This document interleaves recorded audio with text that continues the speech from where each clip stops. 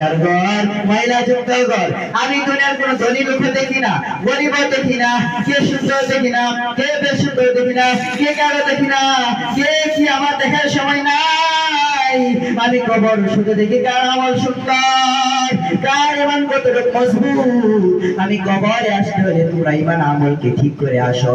আমি মহিলা যুক্ত ঘর, সাপ বিচ্ছুকের ঘর, গুনাহ নিয়ে যদি কবরে যাই ভাই, গুনাহ নিয়ে কবরটা এমন একটা চাপ মারবে, এক পাজরের হাড়গুলো অন্য পাজরে চলে যাবে, অন্য পাজরের হাড়গুলো অন্য পাজরে চলে যাবে।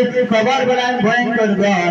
আমার কাছে আসতে হবে কি গুনাহ মাফ আছে, ক্ষমা আছে, আমার কাছে ইমান আমল নিয়ে তারপরে আসো। বলে গুনাহগার বান্দার কি শাস্তি?